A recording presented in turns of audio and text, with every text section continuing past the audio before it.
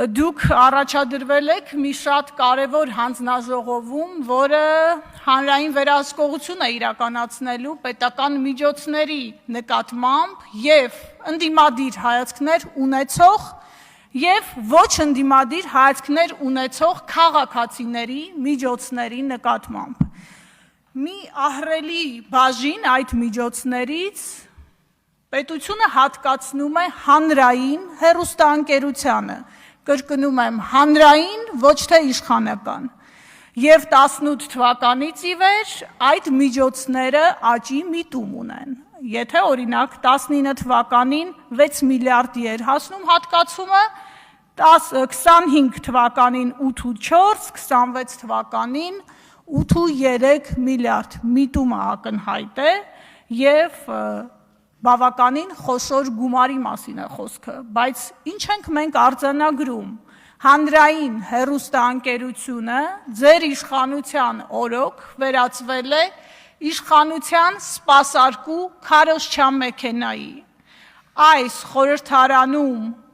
աշխատանքները սկսելուց ի վեր դա արձանագրվել է փաստերով։ Օգոստոսի 7-ի ՖԻՊ-ի հրապարակումը, Հ1-ի լուսաբանումը սոցիալական հարթակներում և փաստեր օգոստոսի 2-ից 6-ը Հ1-ի յութուբյան ալիքում ազգային ժողովի աշխատանքներից հրապարակվել է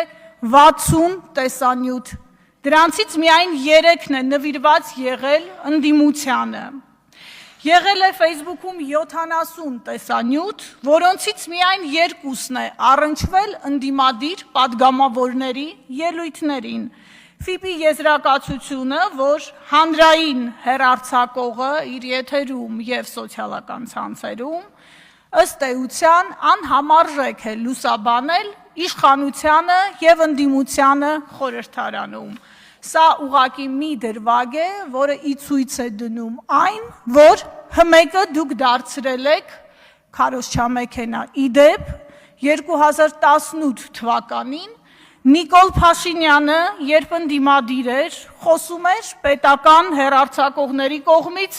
ընդդիմության նկատմամբ, մեջբերում եմ, տեղեկատվական շրջափակման մասին։ Հիմա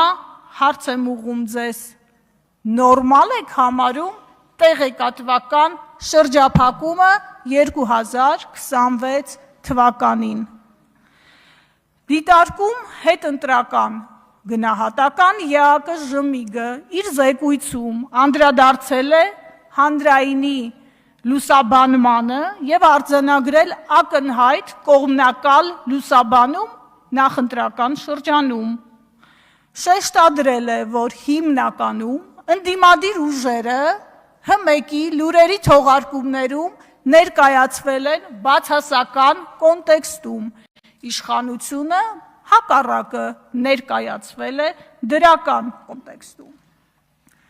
Արժանապատիվ հայրենակիցներ, հանրայինը գործում է ձեր միջոցներով, ձեր գրպանից ստացված միջոցներով, ուստի պետք է ծառայի բոլորին, կրկնում եմ, և ընդդիմադիր, և իշխանական հայացքներ ունեցող քաղաքացիներին, և նրանց, որոնք կարող են գտնվել ցավոք անտարբեր։ Հանրայինը չի պատկանում իշխանությանը, հանրայինը չի պատկանում վարչապետին, հանրայինը ժողովրդի ձայնը պիտի լինի, որը այսօր լսելի չէ ընդդիմադիր հանրության տեսանկյունից։ Այսօր ընդդիմադիր ուժերը պատշաճ ներկայացված չեն հանրային հեռուստաընկերության եթերում։